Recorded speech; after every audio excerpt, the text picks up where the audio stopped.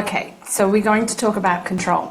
Consider this a transmission of energy coming through about this subject. So transmissions will always be received to me through the spiritual realms, and then they will infiltrate through the physical, mental, emotional worlds as well. So when we look at control and we talk about it this way, it's quite different to just receiving theory on the subject. So let's begin by just closing our eyes for a few moments. You can let your feet land on the floor, the ground. You can let your shoulders roll down your back and take a deep inhalation and breathe it out through your open mouth with a sigh. And we'll do that twice more. Breathe in through your nostrils, fill up and expand, and then out through your open mouth.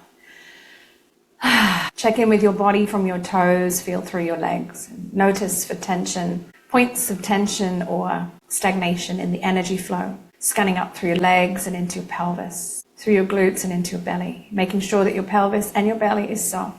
Relaxing through the abdomen completely, letting the shoulder blades roll down and back. Heart space open. Relaxation through your arms, your neck, your throat, your face. The face is soft. The facial muscles are surrendered and rested. No tension. Notice the breath rising on the inhale up through the right side of the spine, and the exhale floating down through the left side of the spine. And notice that continuously anytime you feel distracted, especially. Drop into the energy of your heart space. Feel your heart. You can imagine it, sense it, create it, or something else. Dropping into the center of your chest and into your heart, which is the seat of your soul in the human realm. And when we live from this place, life is blissful, peaceful, joyful, flowing, abundant, prosperous. We release the negative emotions such as anger and fear and distraction, and we allow ourselves to operate through the lens of love.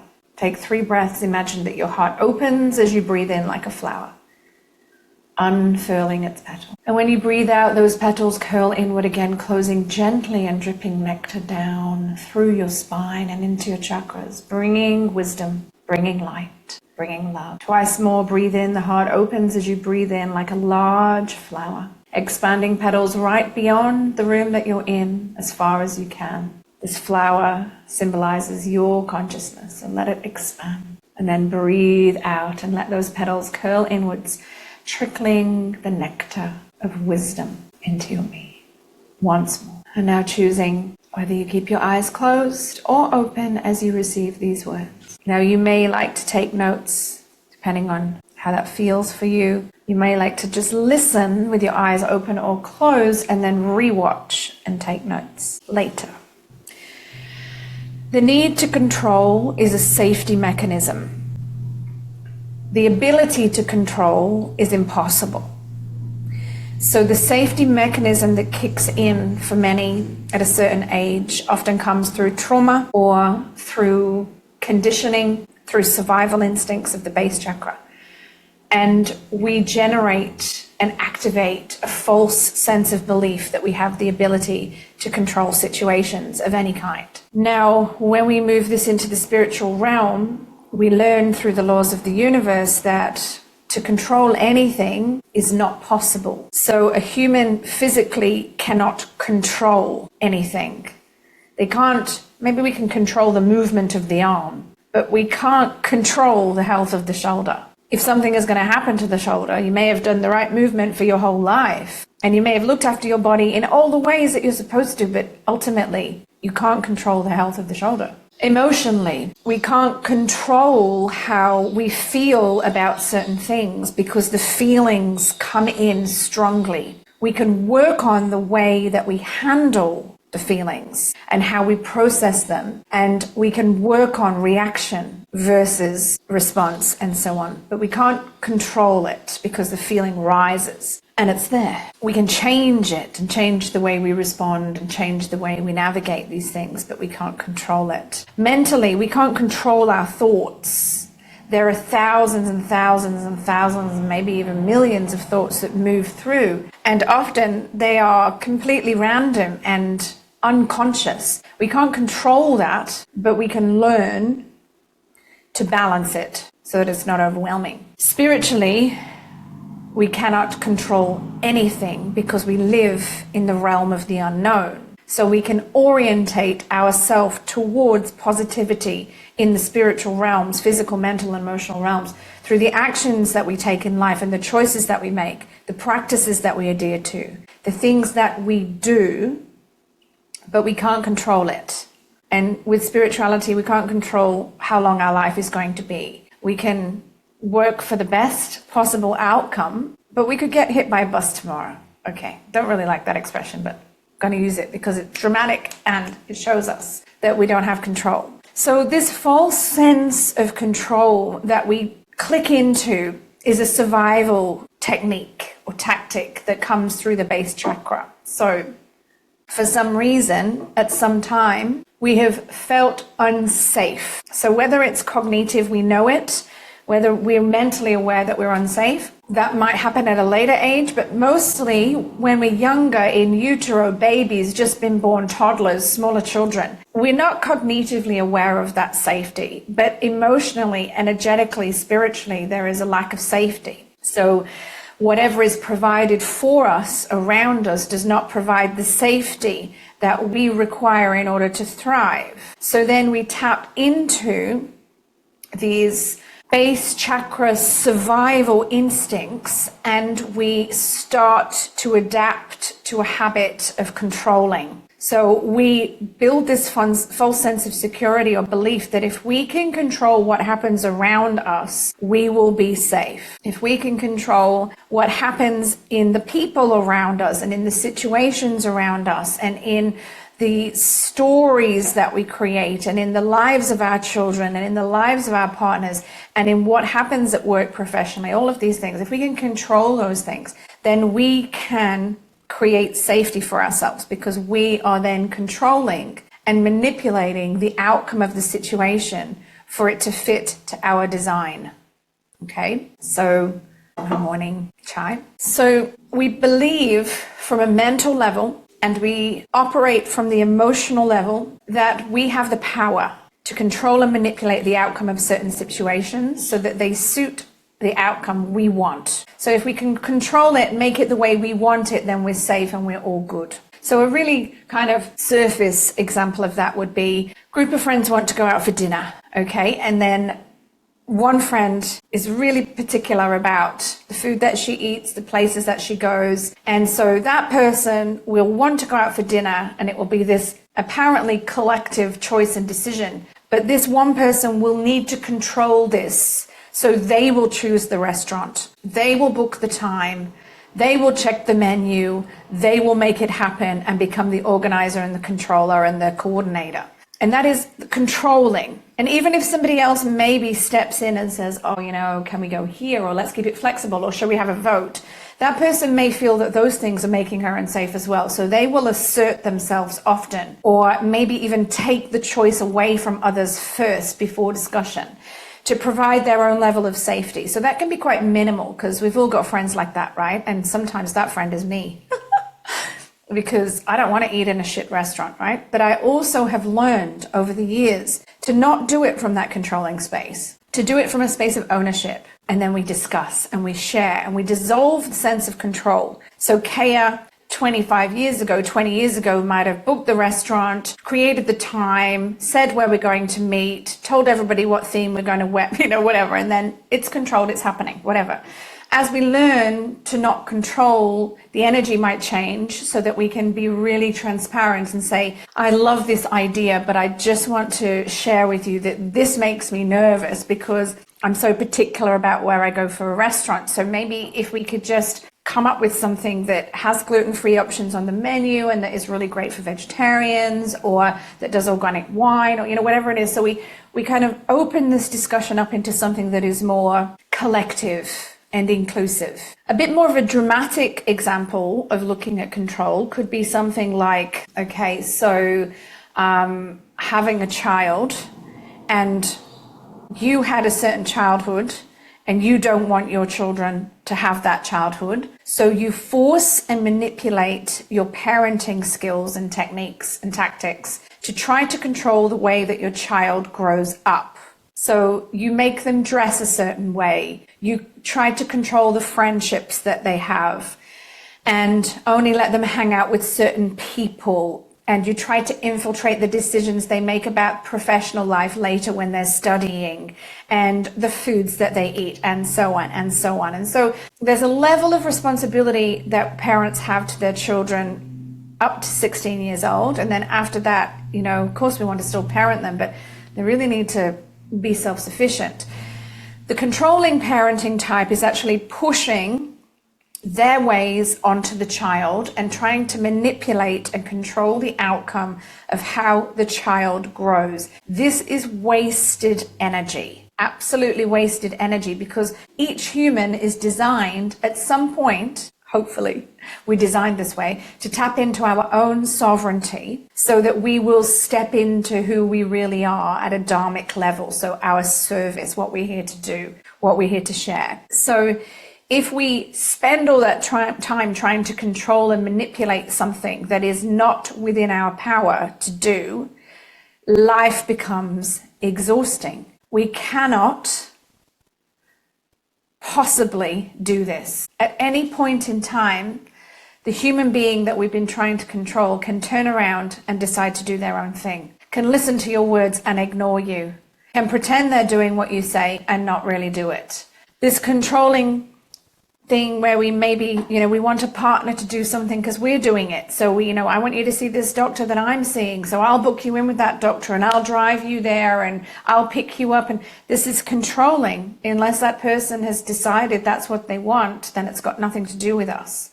When we control, we are trying to design the outcome to match what we believe our needs to be. And those needs are false, because when we live organically with the universe, we live in a space of flow. And so we don't know what the outcome is going to be. We can positively intend, so we can use positive intention to create the outcome that we want in as best way as possible. But we cannot control that outcome will happen. So a lot of the things we try to control becomes wasted energy.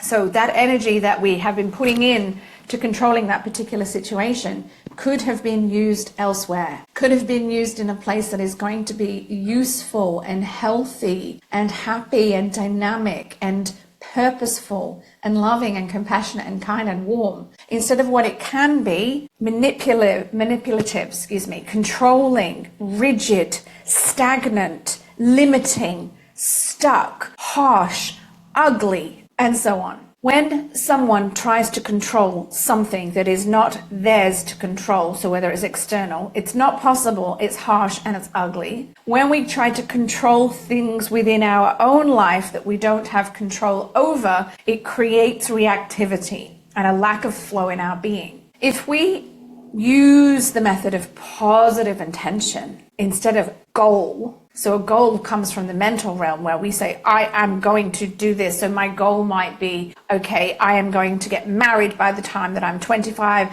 I will have 5 children by that time, and I will have $1 million in the bank account. Now, if that doesn't happen, we've set ourselves up for failure, because by the time we get to that, we haven't achieved our goal, and then we have failed. And this is harmful, because then we are hard on ourselves because we've got to that point where we believe we didn't achieve what we wanted to achieve. Which is why in the spiritual realm and in spiritual growth, we don't look at goals. This is a real low vibrational mental realm thing that comes from this self-help world and the personal training world and the self-development mental model. But it's not holistic. What we really want to move towards is positive intention.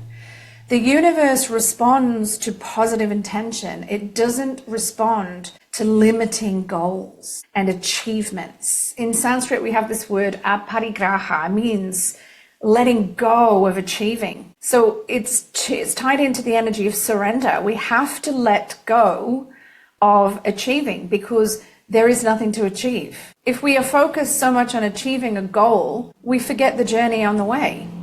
We control ourselves so much to get to this goal that everything becomes fixated and consumed by that energy, and we're no longer living life in enjoyment or bliss or abundance or prosperity or in this state of love and flow that we are designed to be in. So we cannot have this goal focus. Positive intention is where we are using our intentional energy to lift the vibration towards the things that we desire, the things that we want to create, the things that we want to call in, the life that we want to live, the people that we want to be. And we do this positive intention through ways such as journaling, meditating, dancing, using mantra, using the correct language, reading the correct literature, using positive tools that are aligning and orientating us towards the goals that we want to bring into full holistic awareness. So they switch from being a goal to being a positive intention. And then the physical, mental, emotional, and spiritual realms are on board with that, rather than what happens when it's just this mental goal where we fixate on something. And then if we don't get it, we've failed. This is control. So we've got to let that control go. We have to choose to be in the present moment now. When we choose to be in the present moment now, continuously, presence, presence, presence, presence, presence, then we're not controlling anything. We're in this natural flow. We're constantly aligning our energy towards places of well-being, health, wellness, positive intention, the things we want to call in. But we're doing this in alignment with the spiritual laws, instead of pushing and forcing and controlling, because this is what takes us into reactivity. Okay, so this is what takes us into that place of having this outburst of reaction where it didn't go the way that we wanted it to go. You know, so we had a vision of how it would be. It didn't go that way. And then the world crashes down around us because we break down, because we didn't prepare ourselves that it could be another way. I notice this a lot with, things like birth plans with women in pregnancy. And, they have this birth plan and they want this birth plan and they stick to it. And this is the way that it's going to be. Now, I love birth plans and I love that positive intention, but the way that this is done sometimes is not energetically anchored in the flow of the universe where anything could happen and anything could change. And so if a birth plan is made, there also needs to be that openness of intention of, I am also open to the fact that this may not go the way that I want it to go, and it may be different. And I ask that you hold me in this really positive light so that we have the best possible outcome for all involved, regardless of the way this unfolds. Because a lot of women come out of pregnancies and birthing, and it didn't go to plan, and then they have so much trauma for so long because it wasn't the plan they had. So we have to have that level of knowing that we are surrendered to the universe and that anything could happen. All right, so this level of control is really, really important for us to be aware of in our own lives. If we have spent much of our lives trying to control and manipulate outcomes to give us the outcome that we want, then we need to step into a new way of living. We need to activate new frequencies within us that take us into the realms of surrender and flow and observation and presence and manifestation through pathways that are healthy and healthful and powerful. They're not pushful, that's not a word. They're not pushy, they're not forceful. They're not controlling and manipulating, because the universe is always going to notice what you are doing and create big blocks and barriers for you, because it cannot allow you to believe that you have this false sense of power that you do not have. We do not have the right to control other people. We do not have the right to push our views and opinions onto others and expect them to believe those things, and if they don't, have a tantrum. We do not have the right to control what is around us, and we do not have the power to control or manipulate situations. It can be quite an ugly trait for us to have because it pushes people away. People don't want to have friendships often with controlling forces. They don't want to be pushed around or bullied. And passive control, which is another subject, is where you do it under the table. So you manipulate the outcome of situations in a more quiet way, in a more subtle way. And this is very passive aggressive. And again, it's energy that will be felt because people will feel that you are still trying to manipulate and control the outcome. They might not be able to see it so clearly, but they will feel the energy of what is happening. When we have something unexpected happen and we were so locked in to our ideal, this is another way of looking at control. So perhaps, we were wearing the red dress for our gala. I have all these examples. And we're so fixated on that. We haven't looked at anything else as a maybe. The red dress is what is happening. That's what we're wearing. That's what we're doing. And then when you go and try the red dress on, the red dress doesn't fit anymore and you can't do the zip. Now, if you have not had openness and surrender as a frequency working with you leading up to the time of this gala, the world crashes. You've nothing else to wear. There's drama. There's panic. Whereas if you've had openness and creativity and you've released control throughout, there has either been a back story of what you might wear, or there's been backups and, there's been maybes, but there's not this big drama when you can't wear that red dress because you realize that you can't control everything. You know that there's a level of awareness involved with being present to the flow of what is happening around you. So if we are reflecting on control and we've noticed that we do try to control, we will do this because we've had trauma that has led us to that point. We will do this because we haven't had the support we needed in childhood. We will do this because of past life samskaras that we've carried over. There are a million reasons why we might be controlling. Is it because we're a pain in the ass? No, generally. But it might make us behave like a pain in the ass. But there's a reason. Somehow we don't feel safe. Somewhere we don't feel safe. In some situations we don't feel safe. So we tap into this place of controlling with this false sense of belief of manipulating that outcome so that we are safe. But we need to let go of that as a possibility, because if you reflect, how many times have you believed you can control something and it will be a certain way, and then it is not that way? Or you control it to be a certain way and it is that way, but people don't respect you or they don't want to be around you. Or you control it to be a certain way, but you feel flat. You're not happy. You're depressed. Your energy is switched off. You're anxious. You're angry. Nothing is flowing in your life. You don't get what you want. There's no alignment. There's no manifestation. There's no prosperity. There's no abundance. There's no joy, because you're limiting yourself constantly when you try to control things. When you control things in your own life, you are always limiting yourself. Control is a limitation. Releasing control is expansive. Now, this is a big subject. And so, bit by bit, little by little, we want to start becoming reflective of when we are trying to control. We want to acknowledge why we might be trying to control. We want to use the journal, write down, get pen to paper, dig deep, and journal, free write about what is coming up for you around control. We want to be insightful and take action when we can. So if it's too late, we've already tried to control something, and then we realize, because insight drops in later, we take the necessary steps to make it right.